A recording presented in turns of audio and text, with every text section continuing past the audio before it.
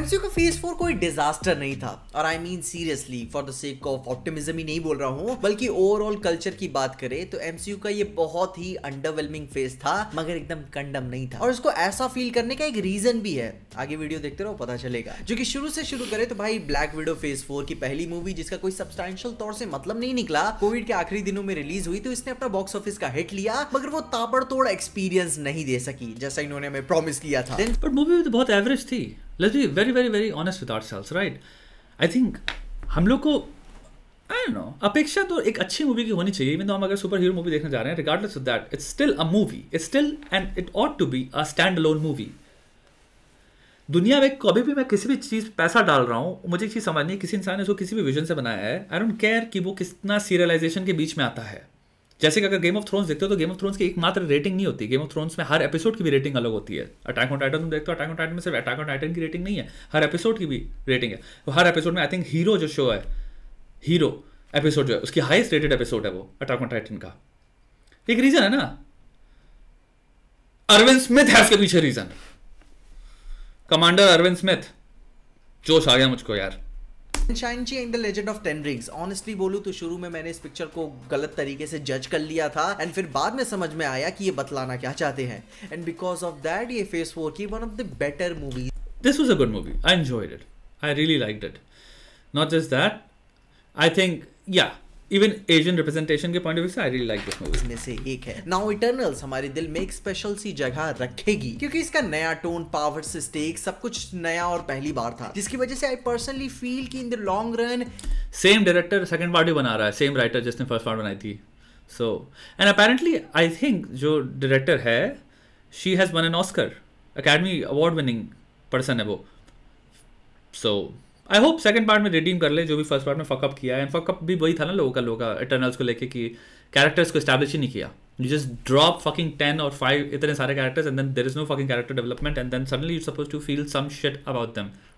ये ओवरहिट हुई है, क्योंकि भले ही बाकी मार्वल मूवीज की तरह and spectacled, but from the point of view of spectacled it's wonderful, that's what everybody said. End of course भाई इसकी रीवॉचेबल, एक टैलेंटेड डायरेक्टर को तुम घुसाओगे तो उसका टैलेंट दिखेगा तो है तुम्हें कहीं ना कहीं। उतनी ना हो, मगर श्योरली इसका टोन अलग होने की वजह से यह Loki, you are right, Loki was something I don't understand. लोगों ने बहुत टट्टी करी है अंग्रेजों में, तो कुछ चैनल्स देखता हूँ मैं, वो कहते हैं लोकी में लोकी चूतिया है, और उसमें जो फीमेल लोकी थी उसको चढ़ा रहे हैं लोग। आई वाज लाइक अलग होने की वजह से, और क्लोई ज़ाओ का विजन अलग होने की वजह से ये मार्वल फैंस के लिए हाल फिलहाल के कंटेंट के कंपैरिजन में ठंडा फील कराते हैं, वरना पिक्चर बुरी नहीं है। Now Spiderman no way home, भाई इसको समझाने की कोई जरूरत नहीं है। गाइस योर रिव्यू स्पाइडरमैन, सारे लोग आ गए। फेज 4 की अब तक की सबसे बेस्ट मूवी है। जो एक्सपेक्टेशन इसने हमें दी थी वो हमें पूरी स्पाइडरमैन में देखने को मिली, और मैं कुछ ज्यादा मांगता भी नहीं इससे। मैं स्पाइडरमैन से अपना बस बचपन मांगता हूं। And then Doctor Strange in the multiverse of madness, ये एमसीयू की मुझे बहुत फॉरगेटेबल मूवी लगी डॉक्टर स्ट्रेंज पार्ट सेकंड। मैंने कहूँगा बैड एंड गुड पे नहीं खेलता मैं, but the experience I got from this movie is like, मैंने को कभी जिंदगी में कभी उसके बाद 1% भी नहीं हुआ कि यार इसको मूवी को वापस देखें। एंड ये चीज़ बहुत बड़ी क्वालिटी होती है मेरे ख्याल से, मैं जिस तरह से जज करता हूँ मूवीज़ को, कि you know after a lot of time passes और सम टाइम पासेस, क्या मेरे अंदर एक इंक्लिंग आती है, एक तमन्ना आती है हल्की सी छोटी सी, कि यार इसको you know I kind of want to watch it again. जैसे everything everywhere all at once, अभी तक मैं 2 बार देख चुका हूँ, and second time I felt the same fucking thing when I watch the movie, and अभी फिर से उसको और टाइम होना पड़ेगा, then I will watch it third time, and I मेरे अंदर अभी ऑलरेडी आ रही है, I am excited just when I said it. So it's a mark of a very good movie, कि जिसको आप सोचते हो और आपके दिमाग में भी अगर आता है, you are like you are willing to watch it again. बहुत ही सरप्राइजिंग और वाइल्ड मूवी थी। पूरी पिक्चर एकदम बवाल चलती रहती है, सिवाय इसके क्लाइमेक्स को छोड़कर। आई मीन जिस हिसाब से मूवी शुरू हुई थी, एंड आते आते इसने जो अपने क्लाइमेक्स को बिल्ड किया था, क्लाइमेक्स और एकदम बवाल मांग रहा। I don't think this movie was about Doctor Strange. This movie was about this America character को introduce करना. I really felt Doctor Strange was just this तुम्हारा. So I watched a lot of movies 90s से लेके अभी तक आते आते, जिसमें क्या होता है, जब एक नया कैरेक्टर आ रहा होता है तो तुम जो एग्जिस्टिंग कैरेक्टर था उसको तुम काइंड ऑफ मेंटोर का रोल देते हो, और वो डिपार्ट कर रहा होता है और एक नया कैरेक्टर का सेंटर स्टेज में आने का यू नो प्रिपरेशन चल रही होती है. That's what I felt about doctor strange. It felt like कि एक नए कैरेक्टर को सेंटर स्टेज पे लाने के लिए तुम डॉक्टर स्ट्रेंज को यूज कर रहे हो, उसको काइंड ऑफ मेंटोर करके अपना खुद डिपार्चर होने के लिए. And if it is happening then मेरे को बहुत सैड चीज लग रही है, because Doctor Strange I don't think को जस्टिस हुआ है कैरेक्टर को स्टैंड अलोन मूवीज में. They should make one very very very tank level movie. Whatever happened to fucking thinking कि डार्क नाइट जैसी मूवी एग्जिस्ट करती है एक. a standalone fucking movie DC universe में, let's just say, and in itself it's a tank of a movie. इसकी clips आज भी तुम बैठ के देखते हो. Why is or are Marvel not focusing on the fact कि हम जो standalone movies बना रहे हैं, sure वो serialization के अंदर आ रही है, Dark Knight भी serialization के अंदर आ रही थी, but these movies in itself should be जिसकी clips लोग 20 साल तक देखें, and they're like, fuck, what a great movie. What the fuck happened to filmmaking यार? था, लेकिन फिर भी पिक्चर बहुत केओटिक है मगर अच्छी भी. देन उसके बाद थॉर लव एंड थंडर. भाई साहब मैं अभी भी मैं कहता हूँ कि पिक्चर कोई पूछ रहा सब्सक्राइब नहीं किया है भाई आपने, ये मैं कंप्लीटली डिफरेंट अकाउंट से देख रहा हूँ. आई am not watching it from my original account. तुम्हारा श्रोताब गंगवार का जो है या गैंगस्टर पर्सपेक्टिव्स का अकाउंट है, ये मैं ओपेरा खोल के कंप्लीटली उससे देख रहा हूँ, क्योंकि अगर मैं गलती से स्विच मारूं तो मैं नहीं चाहता, क्योंकि ओपेरा खुला हुआ है इसमें, तो वो जो मैं मेरी पर्सनल चीजें कई बार हो जाता है ना, आपका आप देखते नहीं और स्विच करते हो, वो सब आ जाती हैं, इसको अवॉइड करने के लिए. जुलाई 2022 में रिलीज हुई थी और मैं अभी भी नहीं हिलूंगा कि पिक्चर नहीं बकचोदी है ये. This was a shit movie भाई. ओह माय फकिंग गॉड यार. I watched it again just to know कि क्या हो सकता है मैं गलत था, क्योंकि this director is supposed to be talented in everything. फिर मैंने चेक किया, मैंने रिसर्च करी, एंड आई फाउंड आउट जो पहले दो लोगों ने लिखी थी first part Ragnarok, the writers are not the same. तुम्हारे टाइका और एक नए राइटर ने, इन्होंने लिखी है love and thunder. So I realise oh shit, तो द राइटर्स 50 to 60% रिस्पॉन्सिबल होते हैं, 70% आई वुड से रिस्पॉन्सिबल होते हैं ग्रेट मूवी के. It's fucking writing at the end of the day. जो टेबल पे है, जो पेपर पे है, उसको अगर ढंग से बना दो, वो मूवी बढ़िया होगी. अगर वो बढ़िया है तो मूवी बढ़िया होगी. And that's what I realise. तुमने जो जिन्होंने रैग्नारॉक को बनाया था, गजब मूवी है, जिसको जितनी बार देखो मजा आ जाता है देख के, क्योंकि इतना it has depth in it. Depth in the sense की शैलो मूवी नहीं और बहुत तेज एकदम से यूं नहीं जाती. It has what you feel phases. This is one part, this is two part, this movie का कुछ हाथ पैर ही नहीं था. आई फेल्ट लाइक कि क्या हो रहा है, और एकदम से एंड पे आ गई और कुछ सब कुछ अंडर यूटिलाइज था. कैरेक्टर्स एकदम ही ऐसा लग रहा है मैं पैरोडी देख रहा हूं. I actually am watching a fucking parody of a movie that does not exist. Literally कैसे वेस्ट किया जाता है कैरेक्टर्स को, कहानी को, ये उसका परफेक्ट एग्जांपल है. और ऐसी बात नहीं कि टाइका वाइटिटी का मैं फैन नहीं हूं. टाइका वाइटिटी के बाकी काम का मैं फैन हूं, मगर इस पिक्चर का नहीं. एमसीयू की one of the worst movies में से मैं इसे कंसिडर करता हूं, जो कि व्यक्तिगत तौर से ये मेरा ओपिनियन है. Now black panther Wakanda forever phase 4 की आखिरी movie, it's a movie that's it. ये ब्लैक पैंथर 1 के कंपैरिजन में उतनी true but I think given जो भी चैलेंजेस इनके सामने होंगे, बिकॉज जो ये राइटर था, he is a very good writer and director, Ryan Coogler.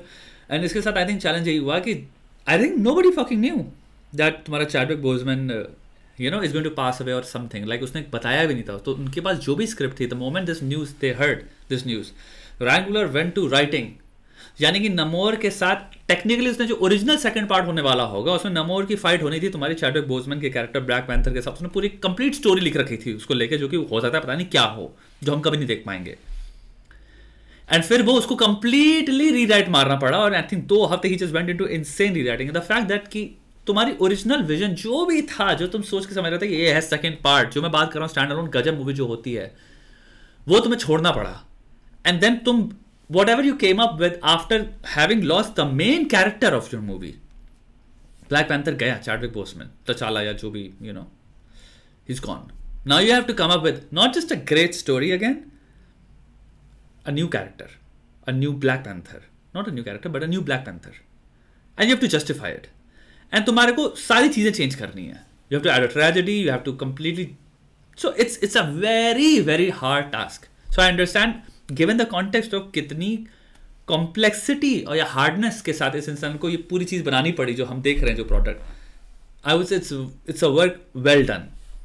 अच्छी तो नहीं थी, जिसके रीजंस ऑब्वियस से हैं, लेकिन जो इसके ऊपर मूवी का मेन पर्पस था टिचाला को ऑनर करना और यूनिवर्स को सेटअप करना, वो ये परफेक्ट करती है. कुछ कैरेक्टर चॉइसेस को लेकर मैं अभी भी अनसर्टेन हूं, लेकिन जैसे मूवी खुद ही बता देती है कि अभी ये जुगाड़ था, कुछ भी ठोस नहीं है, तो फ्यूचर बहुत ही ब्राइट है. एंड वंस अगेन इसके यूनिक क्रिएटिव चॉइसेस की वजह से मैंने इसके रिव्यू में भी बहुत तारीफ की है, मगर पिक्चर ने इतना कुछ ना होते हुए भी जो भी किया अच्छा किया. सो फेज 4 कोई बहुत बुरा नहीं था. अगर सिंपल में इनकी रैंकिंग करूं तो Spiderman no way home multiverse of madness से अच्छी है. Multiverse of madness. But what about all the TV shows? Because now TV shows with the canon है ना.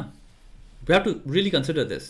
क्योंकि ये लोग अब कह रहे हैं सारे TV shows canon है. TV shows है तुम्हारे कैरेक्टर्स के ये लोग हिंट्स भी डाल रहे हैं कितना नेक्स्ट चीज़ आने वाली है। जैसे हल्क का तुम्हारा उन्होंने पूरा वो डाल दिया कि हल्क जाने वाला है तुम्हारे जो भी दूसरे प्लैनेट में हल्क का बच्चा है, राइट, स्कार, सब कुछ इन्होंने रिवील किया टीवी शो के थ्रू। तो तुम्हारा ये भी तो कैनन है। तो हम अगर हम फेज 4 को वी रियली अगर हम जज कर रहे हैं या असेस कर रहे हैं तो हमें तो सारे तुम्हारे टीवी शो जो भी आए सबको सबके बेसिस पे करना पड़ेगा। अच्छी से अच्छी है शैंग-ची वकांडा फॉरएवर से अच्छी है, वकांडा फॉरएवर इटर्नल से अच्छी है, इटर्नल्स ब्लैक विडो से अच्छी है, black window Thor love and thunder से अच्छी है और थॉर लव एंड थंडर किसी से अच्छी नहीं है। And now for the chaotic case of MCU की डिज्नी प्लस सीरीज। एंड मेरे को लिटरली ये लगता है कि अगर लोगों के दिलों में सुपर हीरो शोज को लेकर सैचुरेशन फील हो रहा है तो वो एमसीयू के डिज्नी प्लस के शोज की वजह से, क्योंकि पहले तो वो हफ्ते दर हफ्ते आते हैं, कुछ तो खास भी नहीं होते। एंड जब हर हफ्ते इन्हीं के ऊपर बात चल रही होती है तो ये लोगों को बहुत ही जरूरत से ज्यादा भी फील होने लगता है। बिकॉज ऑफ एमसीयू की टीवी सीरीज उनकी मेन मूवी से ज्यादा ये कंटेंट प्रोड्यूस कर रहे हैं in the number of shows और एपिसोड दोनों के मामलों में, जिनमें सबसे ज्यादा मीडियोकर यही फील होते हैं। और मैं जानता हूं इसे मूवीज के हिसाब से अपन को जज नहीं करना चाहिए, मगर वही बात आ जाती है सप्लाई और डिमांड। क्योंकि मैं अभी भी बोल रहा हूं शी हल्क सीरीज मेरे को और भी ज्यादा पसंद आती जो कि अगर इन्होंने एक साथ उसे रिलीज किया होता। क्योंकि भाई मुझे 9 हफ्ते तक इसे फॉलो अप करके देखते हुए फिर फील हुआ कि मैंने अपना टाइम वेस्ट किया है। मिस मार्वल सीरीज भी बिलो एवरेज ही रही, यहां तक कि एमसीयू की सबसे हाईएस्ट रेटेड सीरीज है, मगर उसी के साथ साथ सबसे लोएस्ट वॉच सीरीज भी है। मतलब कि लोग देखना ही नहीं चाहते। मून नाइट अच्छा था, सीरियस था, लोग एंजॉय कर रहे थे। हॉकाई भी मीडियोकर था क्योंकि भाई वो स्ट्रिक्टली क्रिसमस वाइब वाली स्पिरिट को जिंदा रखने वाली ऑडियंस के लिए ही वहां पे फोकस कर रहे थे। व्हाट इफ इंटरेस्टिंग था, लेकिन यहाँ भी मैं कहूंगा इसे भी एक साथ रिलीज करने वाला मैं डिमांड करूंगा, मगर फिर भी शी हल्क की तरह ये ऐसा फील नहीं होता कि इसने अपना टाइम वेस्ट किया। Falcon and the winter soldier बहुत ही इंटरेस्टिंग था, जो कि सिर्फ अपनी एंडिंग की वजह से ये मात खा जाता है, जो कि अपन रीजन जानते हैं कि शोज के क्रिएटर ने सीरीज के बीच में इसकी अपनी एंडिंग चेंज करी हुई थी, जिसके रीजन के ऊपर मैंने वीडियो बनाई है। रीजन बहुत ही स्पेशल था। एंड नाउ अपनी WandaVision, this is all a blur, not a blur, this is all just like I am not watch any of this. ना ही मेरा कोई मन है to be very honest, like 0%। घंटा I'd much rather अगर Disney plus मेरे पास पड़ा है and I was like Atlanta देख लें, and I watch first season of Atlanta. And अगर तुम खाली बैठे हो तुम्हें कोई बढ़िया शो देखना है, I'd much rather कि एक से एक गजब शो बैठे हैं दुनिया में जिनको एक्चुअली लोग नहीं देख रहे। आई थिंक अटलांटा फाइनली खत्म हो चुका है। Just watch first season of that show. Conceptual है, very fresh, very new, Donald Glover ने लिखा है, डायरेक्ट भी किया है। आधा अच्छा था और आधा नहीं, विच मीन्स कि ज्यादातर सीरीज बेहतर इंपैक्टफुल फील होती अगर वो एक साथ रिलीज की जाती, क्योंकि इनमें से आधे से ज्यादा बहुत ज्यादा अटेंशन डिजर्व नहीं करते। मगर अभी भी एक कैटेगरी जिंदा है जिसने अभी तक किसी को भी डिसअपॉइंट नहीं किया, जो कि शायद अभी इनके पास माल कम है, लेकिन एमसीयू का हॉलिडे स्पेशल, भाई साहब, वेयरवुल्फ बाय नाइट और वो गार्डियंस ऑफ द गैलेक्सी का हॉलिडे स्पेशल दिल जीत लेता है आपका। आपको वो सच्ची फीलिंग आपके अंदर दोबारा से जगाता है कि क्यों। देखा किसी ने? तुमने देखा था हॉलिडे स्पेशल? मैं पढ़ा है, पता नहीं मेरा अब होता ही नहीं है कि हिम्मत हो कि क्लिक करके देखे कि अच्छा है कि नहीं है। आई थिंक मेरा सैचुरेशन पॉइंट आ चुका है। मैं अपनी पर्सनल बात कर रहा हूँ यहाँ पे, सबकी बात नहीं कर रहा हूँ, but I think I am really really really very close to being done with an entire Marvel and everything. I think जब ये कैंग वाला तुम्हारा होगा ना, ये जब बिग तुम्हारी जो फाइनले या जो भी कहते हैं उसको, जब बिग स्ट्रॉन्ग बैटल आने वाली होगी जैसे कि एंड गेम और इन्फिनिटी वॉर थी, आई थिंक वो वाला हम जाके देख लेंगे कि फिर उसमें देख भी लेंगे कि क्या हुआ था। बट आई डोंट थिंक मैं बैठ के वापस okay, here's what I'm going to be very honest with you. Here's what I'll do. I think तुम्हारा क्वांटम मेनिया जब डिज्नी प्लस पे आ जाएगी तब मैं क्वांटम मेनिया देख लूंगा। जब गार्डियंस ऑफ द गैलेक्सी का थर्ड पार्ट जो आ रहा है, ये जब डिज्नी प्लस में आ जाएगा ना, मैं एक दिन बैठ के शाम को कहूँगा आओ देख लें भैया। एंड यही होने वाला है मेरे ख्याल से। अब मैं थिएटर में तो पता नहीं क्यों मेरा नहीं रहा, नहीं रहा, पता नहीं क्यों नहीं रहा। हो सकता है बुढ़ापा आ गया है मेरा, ये भी हो सकता है, या फिर हो सकता है कि मेरा सैचुरेशन पॉइंट आ गया है, क्योंकि कुछ नया या कंसेप्चुअल या कुछ अलग होता ही नहीं, वो सेम चीज़ ही होती है। तो वो कितनी बार देखे।